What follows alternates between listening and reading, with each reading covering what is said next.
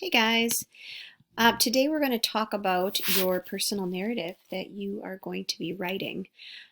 Because most of you have decided that you want to do your personal narrative about some sort of a memory, today we're going to talk about the prompt of a childhood memory.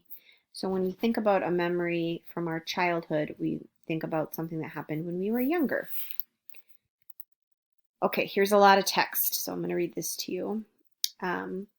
You are going to pick a vivid event from your childhood. When we use the word vivid, what we mean is something that we can still imagine in our head. It says you might think of the first time you rode a school bus, time you went to the principal's office, the first A you earned on a test or a paper, earning money to buy something you really wanted, etc. For you, it might even be your first day coming to America or your first time in an American school. But I want you to choose something that was memorable, something you remember well, and something that's important to you.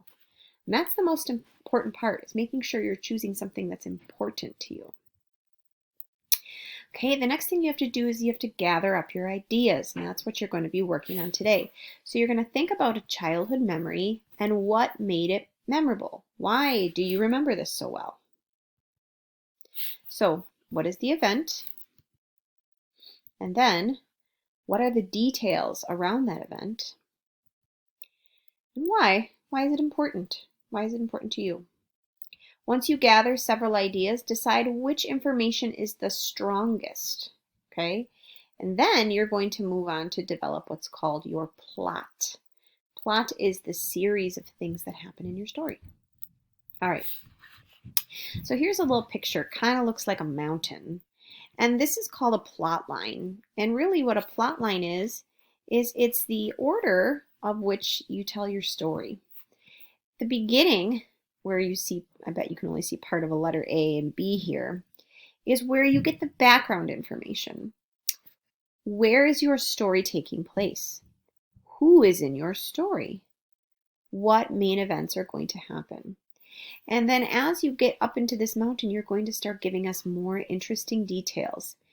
Then we're going to get to this area right here, the top of the mountain. This is the most exciting part of your story. This is the part where the reader should be like, oh, whoa. And then after that most exciting part, you go down to where we call the resolution. How did it end? What did you learn from your experience? So, the first thing is the purpose. You need to get your reader's attention. How will you do that? Will you ask a question? Will you tell a funny little anecdotal story? Get the reader's attention. Okay, so use your ideas to develop a strong plot. Choose a method from the next two slides and take some notes. Okay, you could set up your story with a flashback, which is like a quick scene that leads up to the situation. Or you could ask an interesting question. That might be one way to do it. Use a hook to get your reader interested. An opinion. Illustrate your belief about why the situation had reached that point. So if you were going to talk about coming to America, you might set up the scene by talking about your interview process in order to be able to come. This is a riddle. I don't know that you would need to do that. All right. Give us your purpose. Provide information about the characters, the setting, and the events prior to the story's beginning. Who is there with you? Where were you? So this is the background. Characters, who's with you, people. The setting, where and when your story happens. Also includes details like the weather. I know Dio is going to be telling a story about coming to America, landing in Chicago. He came to Chicago in January, and he had never seen cold weather like that before. That's an important detail. And then what does your audience need to know to understand the situation? Is there any other important pieces? Like if you're going to talk about coming to America, where are you coming from? Next is your purpose, the events that happen. The events that happen in a story. Choose a method and take notes. Okay, so Are you going to tell your story in chronological order? That means, are you going to tell the story in the order that it happened? Or are you going to tell parts that are the order of importance? Or reverse order of importance? I'm going to say for this, I'd like you guys to tell your story in chronological order. What happened first, second, third, etc. But now we've got the climax. The climax is the turning point of the story, the most important part of the story.